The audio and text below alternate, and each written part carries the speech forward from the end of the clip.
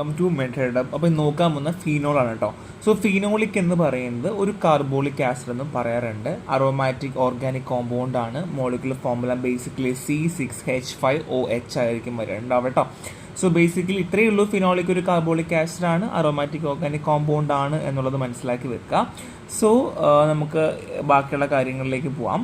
So acidity of phenol ആണ് നമ്മൾ പറയാൻ പോകുന്നത്. ഇമ്പോർട്ടൻ്റ് ആണ്, മിക്കവാറും എക്സാംസുകളിൽ ചോദിച്ച് കാണാറുണ്ട്. Acidity of phenol compare to alcohol and carboxylic acid മിക്കവാറും ചോദിക്കാറുണ്ട്.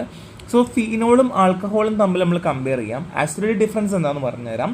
ഫീനോൾസ് സിഗ്നിഫിക്കൻ്റ്ലി മോർ അസിഡിക് ആണ് ആൽക്കഹോളിനെ വെച്ച് കമ്പയർ ചെയ്യുമ്പോൾ.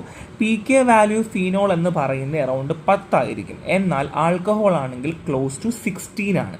അതുകൊണ്ട് തന്നെ ഫീനോളിന് കൂടുതലായിട്ട് പ്രോട്ടോൺസിനെ എന്ത് ചെയ്യാൻ പറ്റും, ലൂസ് ചെയ്യാൻ പറ്റും, അല്ലെങ്കിൽ പുറത്തേക്ക് ഒരുപാട് കളയാൻ പറ്റും കമ്പയർ ടു ആൽക്കഹോൾ.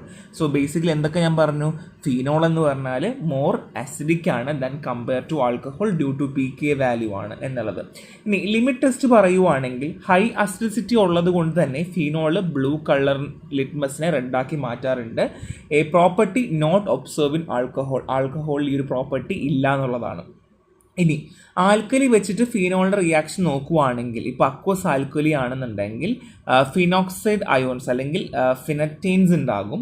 എന്നാൽ ആൽക്കഹോൾ നമ്മൾ ആൽക്കലിയുമായിട്ട് റിയാക്ട് ചെയ്യുകയാണ് എന്നുണ്ടെങ്കിൽ ഒരു റിയാക്ഷൻസും ഉണ്ടായിരിക്കില്ല. അപ്പോൾ അതുകൊണ്ട് തന്നെ ഫീനോൾ എത്രത്തോളം അസിഡിക് ആണ് ആൽക്കഹോളിനെ വെച്ച് കമ്പയർ ചെയ്യുമ്പം എന്ന് നിങ്ങൾക്ക് മനസ്സിലായി. ഇനി ഫീനോളിൻ്റെ അസിഡിസിറ്റി മെക്കാനിസം പറയാം. First one is resonance stabilisation ആണ്.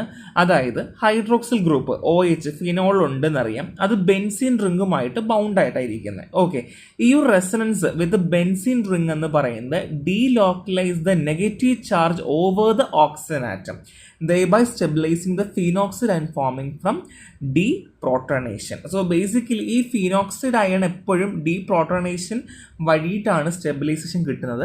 അതിന് രീതിയാണ് പറഞ്ഞത്. അത് hydroxyl group OH group phenol ഉണ്ട്, അത് ബൗണ്ട് വിത്ത് ബെൻസീൻ റിംഗ് ആണ്. ഈ ഒരു റെസൊണൻസ് എന്ന് പറയുന്നത് ബെൻസീൻ റിംഗിൻ്റെ delocalised with negative charge over the oxygen atom എന്നുള്ളതാണ് കേട്ടോ. സോ ചാർജിൻ്റെ ഡിസ്ട്രിബ്യൂഷൻ പറയുവാണെങ്കിൽ ഫീനോളിൻ്റെ the oxygen acquires a partial positive charge. അതായത് ഫീനോളിൽ എന്തിനുണ്ട്, oxygen partially positive charge due to resonance ആണ്, which weakens the OH bound. ഈ ഒരു പാർഷ്യൽ ആയിട്ടുള്ള ഓക്സിജൻ അക്വറേഷൻ ഉള്ളത് കൊണ്ടാണ് എന്ത് ചെയ്യുന്നത്, വീക്കർ OH ബോണ്ട് ഉണ്ടാകുന്നത്. അതുകൊണ്ട് തന്നെ പ്രോട്ടോൺസ് റിലീസ് ചെയ്യാൻ ഹെൽപ്പ് ചെയ്യുന്നു. അത് ഇത്രയേ ഉള്ളൂ. നമുക്ക് ഫീനോളിൽ നിന്ന് പ്രോട്ടോൺസ് റിലീസ് ചെയ്യാൻ അല്ലെങ്കിൽ H+ റിലീസ് ചെയ്യാനുള്ള കാരണം എന്താണെന്ന് വെച്ച് കഴിഞ്ഞാൽ എന്താണ്, വീക്കറായിട്ടുള്ള OH ബോണ്ട് ഉള്ളത് കൊണ്ടാണെന്ന് മനസ്സിലാക്കുക. ഇനി ഫിനോക്സൈൻ്റെ അയൺ സ്റ്റെബിലിറ്റി ആണ്. ഫിനോക്സിൻ്റെ അയൺ മോർ സ്റ്റേബിൾ ആണ് ഫിനോളിക് മോളിക്യൂൾസിനെക്കാളും. കാരണം എന്താണെന്ന് വെച്ചാൽ negative charge of oxygen atom delocalised ആയതുകൊണ്ടാണ്, അരോമാറ്റിക് റിംഗിൽ ഡീലോക്കലൈസ്ഡ് ആയതുകൊണ്ടാണ്, അല്ലെങ്കിൽ റെസൊണൻസ് സ്ട്രക്ചർ ഉള്ളത് കൊണ്ടാണ് എന്നുള്ളതാണ്.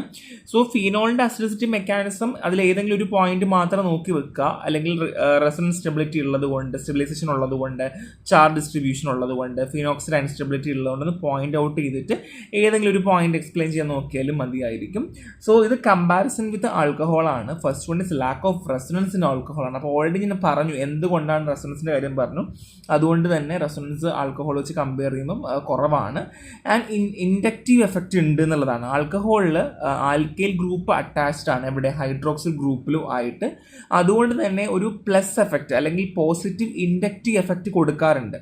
അതുകൊണ്ട് തന്നെ increasing the electron density around the oxygen atom. അതുകൊണ്ട് തന്നെ ഓക്സിജൻ ആറ്റത്തിന് അറൗണ്ടിൽ എന്ത് ചെയ്യുന്നുണ്ട്, ഇലക്ട്രോണിൻ്റെ ഡെൻസിറ്റി കൂടുന്നുണ്ട് എന്നുള്ളതാണ്. അതുകൊണ്ട് തന്നെ OH ബോണ്ട് സ്ട്രോങ്ങർ ആണ്. അതുകൊണ്ട് തന്നെ പ്രോട്ടോൺ അവിടെ റിലീസ് ചെയ്യില്ല, ആൽക്കഹോൾ റിലീസ് ചെയ്യില്ല. പക്ഷേ മറ്റേത് അങ്ങനെയല്ല, ഫിനോൾ അങ്ങനെയല്ല, പ്രോട്ടോൺസ് റിലീസ് ചെയ്യും. കാര്യം എന്താണ്, OH ബോണ്ട് വീക്കറാണ്. ഇവിടെ അങ്ങനെയല്ല, വീക്കറല്ല, ഭയങ്കര സ്ട്രോങ്ങർ ആണ് എന്നുള്ളത് കൊണ്ടാണ്. നെക്സ്റ്റ് നമ്മൾ പറയാൻ പോകുന്ന ഫീനോളിൻ്റെയും കാർബോക്സിലിക് ആസിഡിൻ്റെയും കാര്യമാണ്. അപ്പോൾ ഓൾറെഡി നമുക്കറിയാം റിലേറ്റീവ് ആസിഡിസിറ്റി എങ്ങനെയാണ് ഫീനോളിൻ്റെയും നമുക്കറിയാം, വിത്ത് ആൽക്കഹോൾ നമുക്കറിയാം. എന്നാൽ തന്നെയും ഫീനോൾ തന്നെയാണ് അസിഡിക് നമ്മൾ പറയുന്നുണ്ട്. They are weaker acid compare to carboxylic acid. ഇനി ഫീനോളിനെ നമ്മൾ കാർബോക്സിലിക് ആസിഡുമായിട്ട് കമ്പയർ ചെയ്യുകയാണെങ്കിൽ ഫീനോൾ എന്താണ്, വീക്ക് ആസിഡ് ആണ്. pK value of carboxylic acid typically 4 മുതൽ 5 ആണ്. അതായത് മച്ച് ലോവർ ദാൻ ഫീനോൾ. ഫീനോളിനെ വെച്ച് കമ്പയർ ചെയ്യുമ്പോൾ വളരെ കുറവാണ് എന്നുള്ളതാണ്. ഇനി സ്റ്റെബിലൈസേഷൻ ഓഫ് കാർബോക്സിലേറ്റ് അയൺ ആണ്. കാർബോക്സിലേറ്റ് അയൺ എന്ത് ചെയ്യുന്നു? Deprotonation of carboxylic acid is highly stabilised by resonance. അതായത് റെസൊണൻസ് വഴി തന്നെയാണ് സ്റ്റെബിലൈസേഷൻ കാർബോക്സിലിക് അയോൺസ് എടുക്കുന്നത്. എന്താണ്? Between the 2 oxygen atom. അപ്പം ഇതാണ് ഇതിൻ്റെ സ്റ്റെബിലൈസേഷൻ എന്ന് പറയുന്നത്. അപ്പോൾ അതുകൊണ്ട് തന്നെ ഈ ഡീലോക്കലൈസേഷൻ ഉള്ളത് കൊണ്ട് തന്നെ കാർബോക്സിലിക് ആസിഡ് എന്ത് ചെയ്യാറുണ്ട്? Much more acidic than phenol. ഫീനോളിനേക്കാൾ മച്ച് മോർ ആസിഡിക് ആണ്. സോ ഇത് നമ്മുടെ മൂന്നിൻ്റെയും റെസൊണൻസ് കൊടുക്കുന്ന രീതിയാണ് കൊടുത്തിട്ടുള്ളത്. PKൻ്റെ കാര്യം കമ്പയർ ചെയ്യുന്നുണ്ട് നമ്മൾ ഫീനോളിനെ വെച്ചിട്ട്. ഇത് അതുപോലെ വരച്ച് വെക്കാം, പഠിക്കുക, അല്ലെങ്കിൽ അതുപോലെ അങ്ങ് വരച്ച് വെക്കാം. ഇപ്പോൾ ഈ മാർക്ക് എന്തായാലും നിങ്ങൾക്ക് കിട്ടും കേട്ടോ. ഇത് 2-3 പോയിന്റ്സ് എഴുതി വരുമ്പോൾ എന്തായാലും മാർക്ക് കിട്ടും എന്നുള്ളതാണ്. സോ നെക്സ്റ്റ് നമ്മൾ പറയാൻ പോകുന്ന ക്വാളിറ്റേറ്റീവ് ടെസ്റ്റ് ഫോർ ഫീനോളാണ്. സോ ഫീനോളിന് ഒരുപാട് ടെസ്റ്റുകൾ ഉണ്ട് കേട്ടോ. അപ്പോൾ അതിൽ 2-3 ടെസ്റ്റേ പറയുന്നുള്ളൂ. First one is iron chloride test for water സോലുബിളും ക്ലോറൈഡ് അയൺ ക്ലോറൈഡ് പിരിമിഡിൻ ടെസ്റ്റുമാണ് പറയുന്നത്. അപ്പോൾ ഈ പേര് തന്നെ ഉണ്ട് കേട്ടോ പഠിക്കാനായിട്ട്. So first one 15 mg unknown compound, that means phenol ഉള്ള കോമ്പൗണ്ട് എടുക്കുക. അതിലേക്ക് വാട്ടർ ആൽക്കഹോൾ മിക്സ്ചറോ അല്ലെങ്കിൽ ഡയറക്റ്റ്ലി വാട്ടറിലേക്ക് ആഡ് ചെയ്യാം. 1-2 drop 1% aqueous iron chloride FeCl3 solution add ചെയ്യുക. നന്നായിട്ട് മിക്സ് ചെയ്യുക. അപ്പോൾ red, blue, green, purple colour കിട്ടും. അതുണ്ടെങ്കിൽ ഫീനോൾ ഗ്രൂപ്പ് ഉണ്ട് എന്നുള്ളതാണ് കേട്ടോ. സോ കളർ മാറിക്കൊണ്ടേയിരിക്കാം. എത്രത്തോളം ഫീനോൾ ഉണ്ടോ അതനുസരിച്ച് കളർ മാറിക്കൊണ്ടേയിരിക്കാം. സോ അടുത്ത് പറയാൻ പോകുന്ന അയൺ ക്ലോറൈഡ് പിരിമിഡിൻ ടെസ്റ്റാണ്. സോ ഇവിടെ എങ്ങനെയാണെന്ന് വെച്ചാൽ 15 mg unknown compound, that means phenol എടുക്കുക. 0.5 ml of methylene chloride CH2Cl2 ആണ്. അതിലേക്ക് 3 മുതൽ 5 drop 1% solution of ferric chloride add ചെയ്യുക. സോ മേലെയും ഫെറിക് ക്ലോറൈഡ് ആഡ് ചെയ്തു, ഇവിടെയും ഫെറിക് ക്ലോറൈഡ് നമ്മൾ ആഡ് ചെയ്യുന്നുണ്ട്. പക്ഷേ ഇവിടെ ഒരു പ്രശ്നം എന്താണെന്ന് വെച്ചാൽ നമ്മൾ മെത്തിലിൻ ക്ലോറൈഡിൻ്റെ മിക്സ്ചറിലേക്കാണ്, അല്ലെങ്കിൽ നമ്മൾ ഓൾറെഡി പറഞ്ഞു CH2Cl2 എന്ന് പറയുന്ന ആഡ് ചെയ്ത കോമ്പൗണ്ടിലേക്കാണ് FeCl3 ആഡ് ചെയ്യുക. മറ്റടുത്ത് അങ്ങനെയല്ല, നമ്മൾ ഡയറക്റ്റ്ലി വാട്ടർ ആൽക്കഹോൾ മിക്സ്ചറിലേക്കോ അല്ലെങ്കിൽ വാട്ടർ മിക്സ്ചറിലേക്കാണ് ആഡ് ചെയ്യുന്നത്. അപ്പോൾ 2 വ്യത്യാസം മാത്രമേ ഉള്ളൂ. അതിനുശേഷം പിരിഡിൻ കൂടെ ആഡ് ചെയ്യുക. ഈ പേര് തന്നെ ഉണ്ടോ, ക്ലോറൈഡ് പിരിഡിൻ ടെസ്റ്റ് എന്ന് തന്നെയുണ്ട്. അപ്പം എളുപ്പമാണ്, മെത്തിലിൻ ക്ലോറൈഡ് ആണെന്ന് മനസ്സിലാക്കാൻ എളുപ്പമാണ്. ക്ലോറൈഡ് പിരിഡിൻ ടെസ്റ്റ് എന്ന് പറയുമ്പോൾ മെത്തിലിൻ ക്ലോറൈഡ് പിരിഡിൻ ടെസ്റ്റ് എന്ന് പഠിച്ചാൽ മതി. അത് നമുക്ക് ഏറ്റവും എളുപ്പമാണ്. അപ്പോൾ മെത്തിലിൻ ക്ലോറൈഡായി, പിരിഡിനായി, ആൻഡ് ഒബ്സർവേഷൻ എന്താ red, blue, same purple colour തന്നെയാണ്. അപ്പോൾ അതനുസരിച്ചിട്ട് മാറിക്കൊണ്ടിരിക്കുന്നത്. അപ്പോൾ ഇത് എളുപ്പമാണ്, ടെസ്റ്റ് പഠിക്കാൻ ഭയങ്കര എളുപ്പമാണ്. സോ 2 ക്വാളിറ്റി ടെസ്റ്റ് ഉണ്ട്, പഠിക്കുക. സോ യൂസ് ഓഫ് ഫിനോൾ ആണ്. പ്ലാസ്റ്റിക് മാനുഫാക്ചറിങ് യൂസ് ചെയ്യാറുണ്ട്, റെസിൻ ഉണ്ടാക്കാൻ വേണ്ടി ഹെൽപ്പ് ചെയ്യാറുണ്ട്, മോളിക്കുലർ ബയോളജിയിൽ ഒരുപാട് ടിഷ്യൂ എക്സ്ട്രാക്ഷനൊക്കെ ഹെൽപ്പ് ചെയ്യാറുണ്ട് എന്നുള്ളതാണ്.